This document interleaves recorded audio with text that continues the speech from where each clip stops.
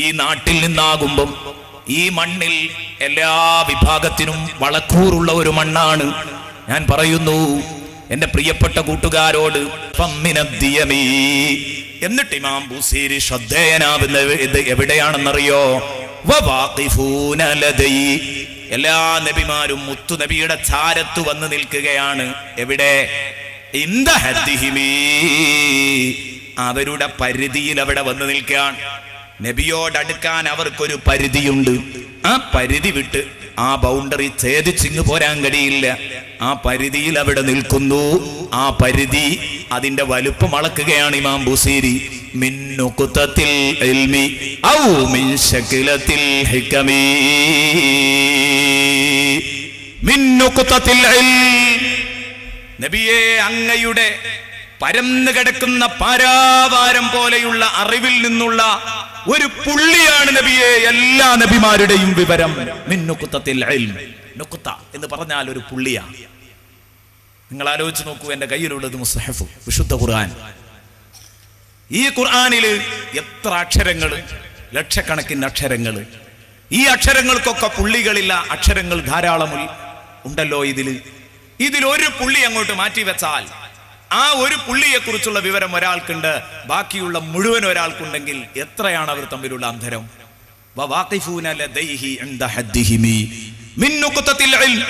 നബിയെ അങ്ങയുടെ പരന്നു കിടക്കുന്ന അറിവിലെ ഒരു പുള്ളി മാത്രമാണ് മറ്റമ്പിയാക്കളുടെ വിവരം. അങ്ങേക്ക് അല്ലാഹു നൽകിയ തത്വജ്ഞാനങ്ങളുടെ ഒരു സ്വരചിഹ്നം മാത്രമാണ് മറ്റുള്ളവരുടെ വിവരം. ഒരു സ്വരചിഹ്നം മാത്രമാണ്. സ്വരചിഹ്നം എന്ന് പറഞ്ഞാൽ ഫത്ഹോ കസ്റോ ലമ്മോ, ശക്ല് എന്ന് പറഞ്ഞാൽ ഹർക്കത്ത്. ഔ മിൻ ശക്ലത്തിൽ ഹികമി, അല്ലാഹു നിങ്ങൾക്ക് തന്ന തത്വജ്ഞാനത്തിന്റെ ഒരു സ്വരചിഹ്നം ഫത്ഹോ കസ്റോ ലമ്മോ എന്ന് പറഞ്ഞാൽ മുത്തുനബിയുടെ കയ്യിലുള്ളതിന്റെ ഒരു പുള്ളിയോ ഒരു ഫത്ഹോ കസ്റോ ലമ്മോ ഒക്കെ ഉള്ളൂ മറ്റുള്ളവരുടെ കയ്യിൽ. ഇത് മറ്റു നബിമാരെ കൊച്ചാക്കാനല്ല, ഹബീബായ നബിതങ്ങള് തുല്യതയില്ലാതെ അല്ലാഹു ഈ ലോകത്ത് ആദരിച്ച വലിയ ഒരു മഹാന്റെ മഹത്വം പറയാനാ നമ്മൾ ഈ പറഞ്ഞത്. ഇത് എൻ്റെ പ്രിയപ്പെട്ട കൂട്ടുകാര് മനസ്സിലാക്കേണ്ടതാണ്. അപ്പോൾ ഇതുകൊണ്ടാണ് മഹാന്മാര് ഈ ഹബീബായ നബിതങ്ങള് നബി സല്ലല്ലാഹു അലൈഹി വസല്ലമ തങ്ങളല്ലാതെ ലോകത്ത് ഒരൊറ്റയാളും ഇതറിഞ്ഞിട്ടില്ല എന്നതുകൊണ്ട്, തിട്ടപ്പെടുത്തി പറയാൻ കഴിയാത്തത് കൊണ്ട് അവര് പറഞ്ഞു അല്ലാഹു അഅലം ബിമുറാദിഹി ബിദാലിക്.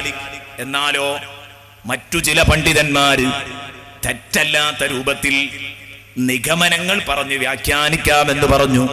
ചില ഹദീസുകളുടെ അടിസ്ഥാനത്തിൽ അതുകൊണ്ട് ഉദ്ദേശിക്കുന്നത് ഇന്ന കാര്യമാവാം എന്നൊരു നിഗമനം പറഞ്ഞു നോക്കാം.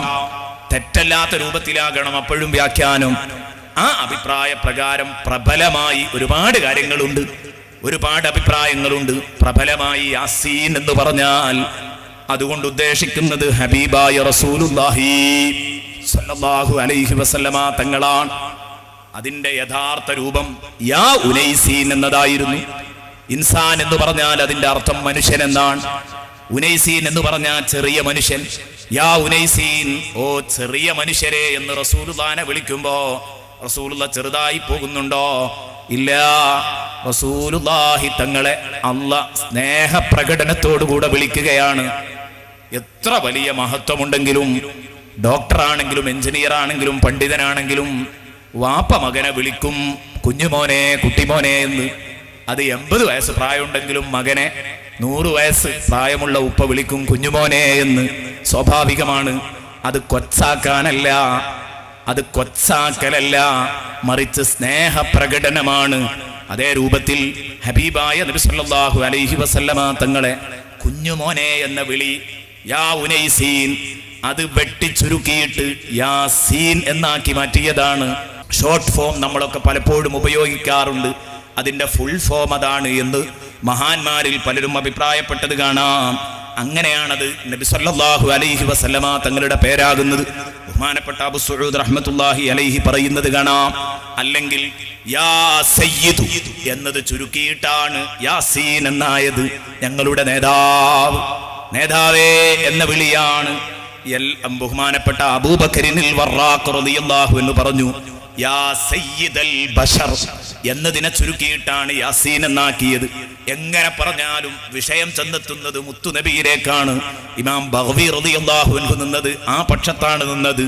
എങ്ങനെ പറഞ്ഞാലും ശേഷം വരുന്ന ഇന്നക ലമിനൽ മുർസലീൻ, തീർച്ചയായിട്ടും നിങ്ങൾ പ്രവാചകന്മാരുടെ കൂട്ടത്തിൽപ്പെട്ടയാളു തന്നെ എന്ന പ്രഖ്യാപനത്തിൽ നിന്ന് മനസ്സിലാകുന്നത് യാസീൻ എന്നത് നബി തങ്ങളുടെ പേരാവാം.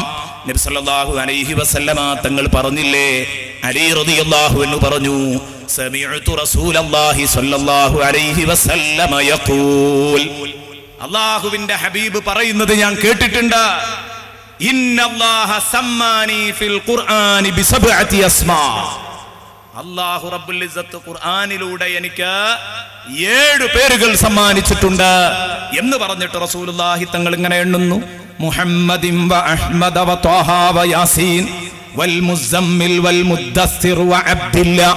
ഇതൊക്കെയാണ് അല്ലാഹു എന്നെ വിളിച്ച നാമങ്ങൾ എന്ന് പറഞ്ഞെങ്കിൽ ഇതുകൊണ്ടാണ് മഹാന്മാര് പറഞ്ഞത് യാസീൻ, യാസീൻ നബി തങ്ങളെ വൽ ഖുർആനിൽ ഹകീം, യുക്തിഭദ്രമായ ഖുർആൻ സാക്ഷി, വൽ ഖുർആനിൽ ഹകീം, യുക്തിഭദ്രമായ ഖുർആൻ സാക്ഷിയാണ് നബിയേ.